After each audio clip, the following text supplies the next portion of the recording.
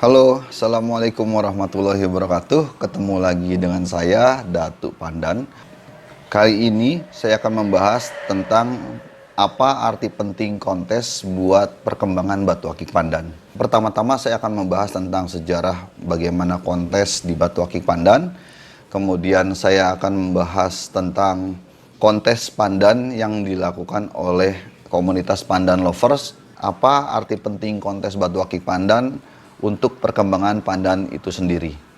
Hal ini saya dasarkan atas pengalaman saya bergerak di dunia kontes pandan selama 5 tahun, baik sebagai juri, kemudian pernah juga sebagai KP atau komite penjurian, ataupun saya juga pernah mencoba menyelami dunia fighter.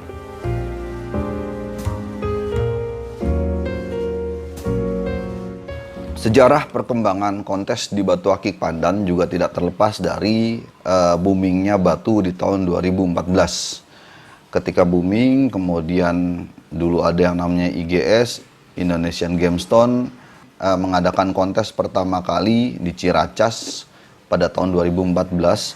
Di situ sudah ada kontes untuk kelas pandan. Nggak banyak memang, tapi menjadi sesuatu awal yang baik karena ada beberapa batu pandan yang ikut dilombakan. Ada satu ide untuk mengadakan kontes sendiri untuk kelas pandan. Terrealisasi di akhir 2014, di mana pandan mengadakan kontes join with Klawing. Jadi bergabung tuh teman-teman pandan dengan teman-teman Klawing mengadakan kontes di Cikini. Yang unik dan mungkin ini adalah yang satu-satunya adalah penjuriannya dilakukan oleh peserta pada waktu itu.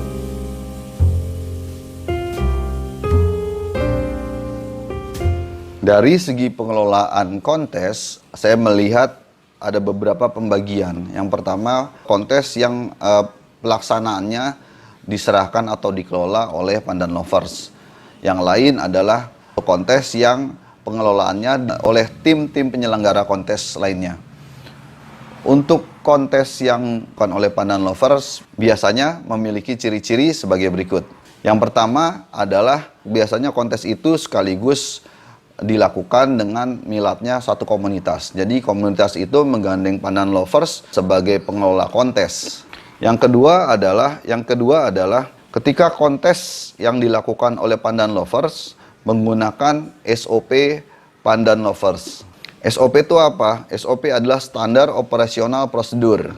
Ketika kontes yang diadakan oleh Pandan Lovers itu menggunakan SOP Panlov yang ada aturan baku dan tertulis. Terus bagaimana dengan juri-jurinya? Pandan Lovers berusaha untuk menstandarisasi juri-juri yang ada di Pandan Lovers dengan cara melakukan workshop, terus diadakan juga pengawasan oleh komite penjurian. Pandan Lovers juga memberlakukan sistem degradasi jika juri-juri yang ada di Pandan Lovers menilai batu-batu yang ikut kontes tidak sesuai dengan SOP dari Pandan Lovers. Apa sih sebenarnya arti penting kontes buat perkembangan perbatuan, terutama Batu Akik Pandan? Dengan kontes, kita teman-teman pandan bisa mempererat silaturahmi. Ketika kontes diadakan, baik itu oleh Pandan Lovers ataupun oleh IO lainnya, maka teman-teman pandan bisa saling ketemu, saling ngobrol, saling ngopi bareng, kemudian nongkrong bareng. Itu secara tidak langsung mempererat silaturahmi satu dengan yang lainnya. Mungkin ini jadi satu refreshing buat teman-teman pandan sekalian, karena biasanya dalam satu kontes itu di samping kita ngobrol, itu ibaratnya kalau ngobrol untuk anak pandan, untuk orang teman-teman yang penyuka pandan, ngobrolin pandan aja udah suatu refreshing. Ngobrolin pandan aja kita udah senang, melepas kejenuhan dari rutinitas sehari-hari. Nah, ketika kontes biasanya juga mungkin ada musik, ada lapak batu, itu benar-benar satu hal yang membuat kita menjadi refresh dari kegiatan sehari-hari.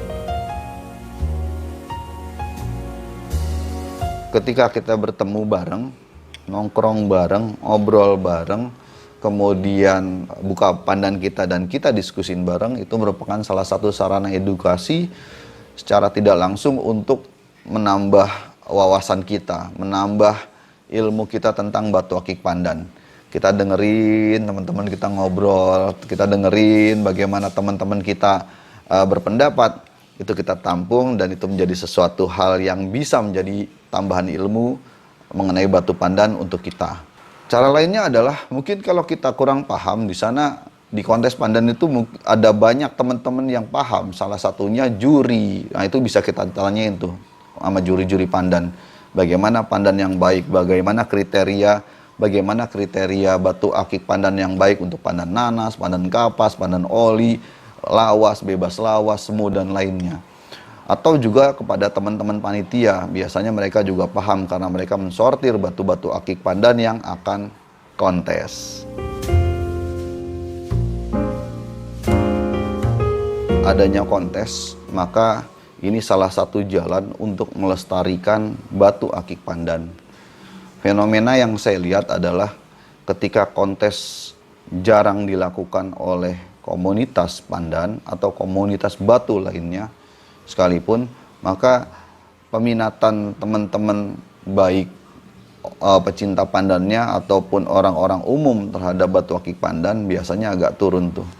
Jadi yang saya lihat ketika ada kontes mulai ada giroh lagi, ada semangat untuk mungkin menggunakan batu akik pandan, untuk membeli batu akik pandan.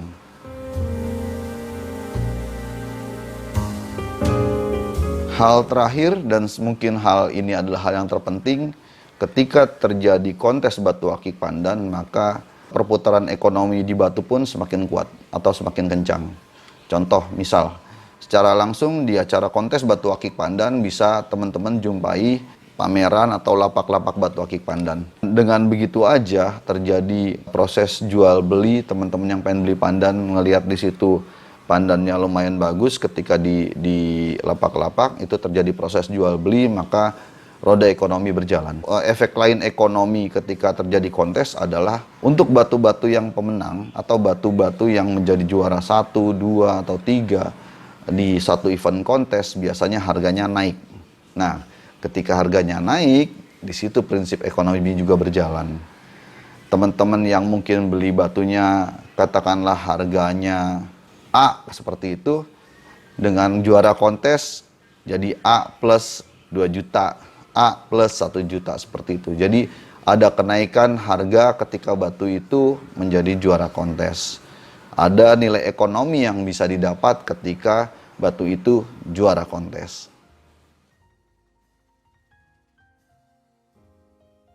Oke, demikian pembahasan saya tentang arti penting kontes dalam perkembangan batu akik pandan. Semoga bermanfaat. Wabillahi taufiq wal hidayah. Wassalamualaikum warahmatullahi wabarakatuh. Salam pandan selalu dijadi.